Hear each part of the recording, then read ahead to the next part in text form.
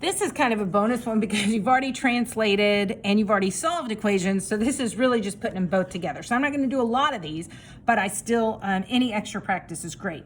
So twice a number, remember we write that a certain way, 2x plus 4 is 8. So that's the direct translation. And now I solve by subtracting my constant term.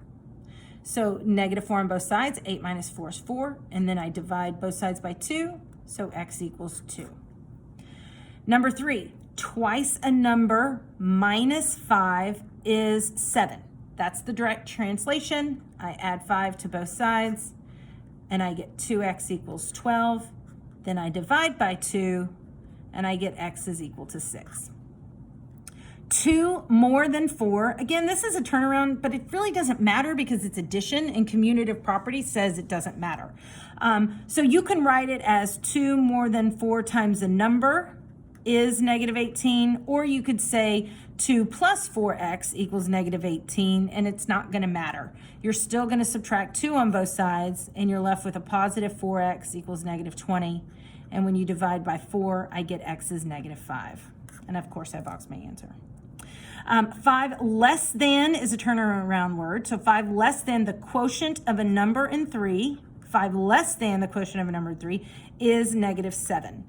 I add 5, get rid of my constant term first, and I get n over 3 equals negative 2. Multiplicative inverse, multiply 3 on both sides, so n equals negative 6. Number 9, the quotient of a number in negative 9 increased by 10 is 11.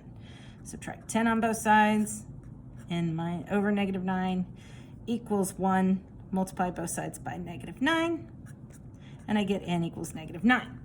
Okay. Let's just go down to 15 through 19. 7 more than 1/6 of a number.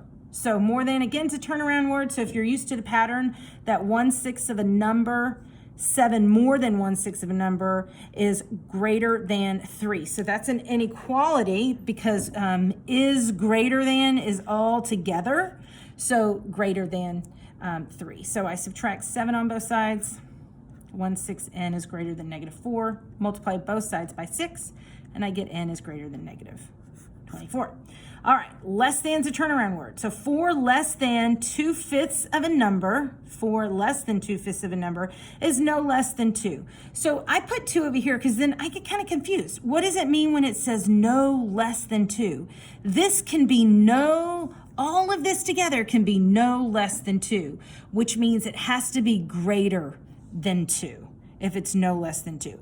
It can't be 2, it has to be greater. So here I'm going to add 4 to both sides.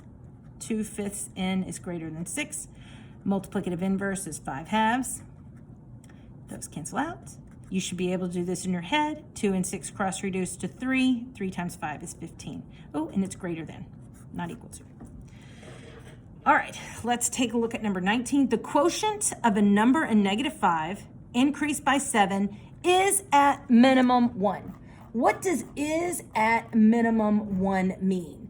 It means that it has to be at least 1. It can be greater than 1, but it's got to be at least 1, and it can be equal to. So I subtract 7 on both sides. I get n over negative 5 is greater than or equal to negative 6. Here I'm multiplying both sides by negative 5. When I multiply both sides by negative 5, that light should go off in your head. Ding, ding, ding, ding, ding. Multiply both sides by negative. You must switch your sign. So my 5's cancel out, and I'm left with n is less than or equal to 30. Okay, so nothing new here. It's just kind of review and bringing it all together.